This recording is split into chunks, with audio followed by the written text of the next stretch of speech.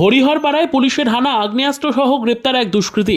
বৃহস্পতিবার রাতে মুর্শিদাবাদের হরিহরপাড়া থানার পুলিশ গোপন সূত্রে পাওয়া খবরে হানা দিয়ে আগ্নেয়াস্ত্র সহ গ্রেপ্তার করল এক দুষ্কৃতীকে।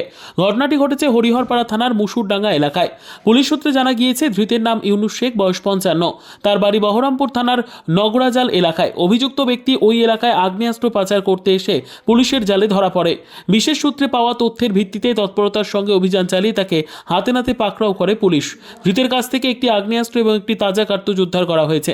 পুলিশের প্রাথমিক তদন্তে জানা গিয়েছে, ইউনুস শেখ আগ্নেয়াস্ত্রটি একজন স্থানীয় ব্যক্তির কাছে বিক্রি করার পরিকল্পনা করছিল।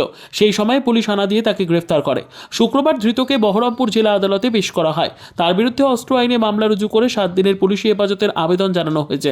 পুলিশ জানিয়েছে, ধৃতকে জিজ্ঞাসাবাদের মাধ্যমে পুরো অস্ত্র পাচার চক্রের হদিশ পাওয়ার চেষ্টা চলছে।